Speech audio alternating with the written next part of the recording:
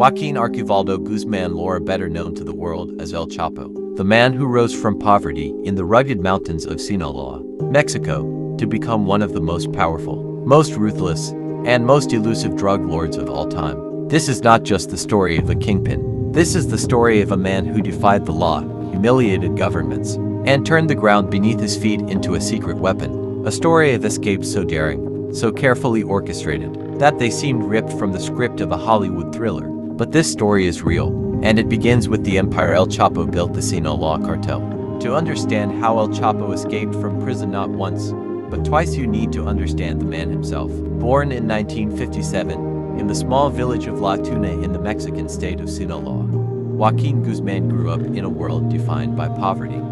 His father was a subsistence farmer, but also an opium poppy cultivator. Money was scarce, opportunities were few, and for young Joaquín, survival meant adaptation. He started selling oranges on the street, but by his teens, he was already drawn into the world of narcotics. The Sinaloa region had long been a cradle for Mexico's drug trade, producing marijuana and heroin for export to the United States. Guzmán wasn't tall. His nickname, El Chapo, literally means shorty, but what he lacked in height, he made up for in ambition and brutality. He worked under local drug lords, learning the routes, the bribes, and the balance of violence and charm that kept operations moving. By the 1980s, El Chapo rose through the ranks of the Guadalajara cartel, run by Miguel Angel Felix Gallardo. When the cartel fractured, Guzmán seized his chance. He took control of trafficking routes, reinvested profits into expansion, and forged alliances that would eventually make the Sinaloa Cartel the most dominant drug trafficking organization in the world. But there was one secret weapon that truly set El Chapo apart: his obsession with tunnels. While most drug traffickers relied on corrupt officials, hidden compartments, and dangerous smuggling runs, El Chapo thought differently. He saw the earth beneath the border as an untapped highway. His engineers began constructing sophisticated underground tunnels, stretching from Mexico into the United States, complete with ventilation systems, rail tracks, and electric lighting. Drugs could move silently and invisibly beneath the feet of Border Patrol agents. The first major discovery came in 1990, when authorities uncovered a 1,500-foot tunnel connecting Agua Prieta, Sonora, to Douglas, Arizona. It was lined with wood to prevent collapse, equipped with lighting, and carefully concealed beneath a warehouse. For El Chapo, tunnels weren't just a method of smuggling. They became a symbol of ingenuity and defiance. And as history would show, tunnels would also become his escape route from the impossible. But even the most powerful kingpins make mistakes. In 1993, El Chapo's name hit international headlines when his men accidentally assassinated Cardinal Juan Jesus Posadas Ocampo, mistaking him for a rival. The murder shocked Mexico, enraged the Catholic Church, and put immense pressure on the government to act. That same year, Guzmán was arrested in Guatemala and extradited back to Mexico.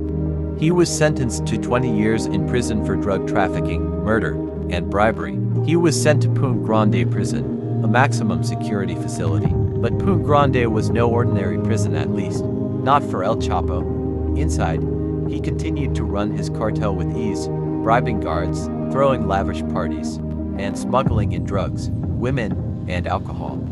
Some inmates even joked that the prison was not La Cárcel de Punta Grande, but El Hotel de Punta Grande. And in 2001, after 8 years behind bars, El Chapo made his first great escape. He was wheeled out of the prison, hidden inside a laundry cart, pushed by a corrupt guard named Francisco El Chito Camberos Rivera. Other accounts claim he may have simply walked out, disguised as a guard, while prison staff looked the other way. What's undeniable is this: El Chapo had spent years bribing dozens of prison officials, from guards to the warden himself. In the end, the escape wasn't just one man's plan, it was a conspiracy woven through the very system meant to contain him. For the Mexican government, it was an international humiliation. For El Chapo, it was liberation. He was free once more, ready to reclaim his empire. For over a decade, El Chapo was Mexico's most wanted man. Despite international pressure, billions of dollars in U.S. aid, and an all-out war on drugs, Guzmán proved elusive. He lived in fortified ranches, moved constantly, and relied on a network of loyal lieutenants and corrupt officials. He was protected not just by his cartel, but by entire communities that saw him as a provider, building roads, handing out food, and funding schools. The Sinaloa Cartel flourished, controlling up to 90% of the cocaine entering the United States at its peak. Guzmán's fortune soared into the billions, and Forbes listed him among the world's richest men. But in 2014, after 13 years on the run, the hunt finally ended. On February 22, 2014, Mexican Marines, backed by U.S. intelligence, raided a condominium in Mazatlan, a seaside resort city.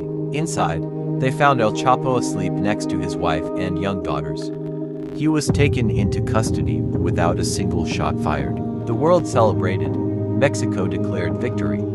The United States demanded his extradition, but Guzmán had other plans. El Chapo was sent to Altiplano prison, Mexico's most secure facility. Authorities vowed there would be no repeat of Punta Grande. Cameras monitored every corner, guards rotated constantly, and his cell had reinforced steel doors. But El Chapo was patient. He watched, he waited. And his engineers were already at work.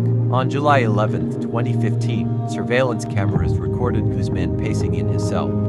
He bent down, disappeared behind the shower wall and never came back. Beneath the shower, hidden from view, was a hole leading to a mile-long tunnel. This wasn't just any tunnel.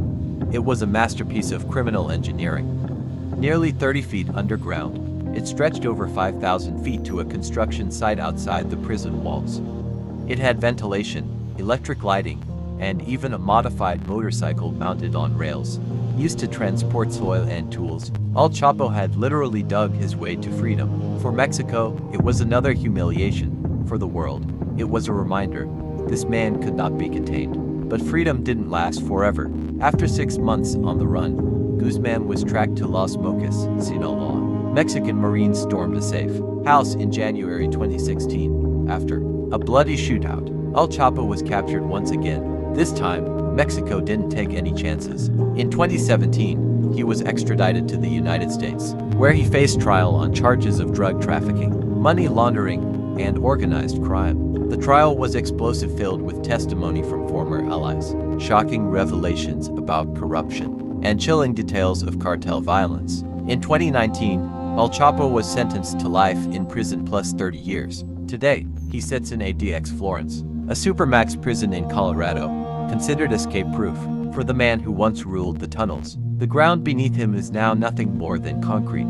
El Chapo's escapes weren't just about freedom. They were about power, symbolism, and defiance. Each time he broke out, he exposed the cracks in Mexico's justice system, embarrassed governments, and inspired both fear and admiration among his followers. The tunnels remain a lasting symbol of his empire, underground passageways that changed the way drugs move across borders and the way the world thinks about security. But in the end, even El Chapo could not outrun justice forever.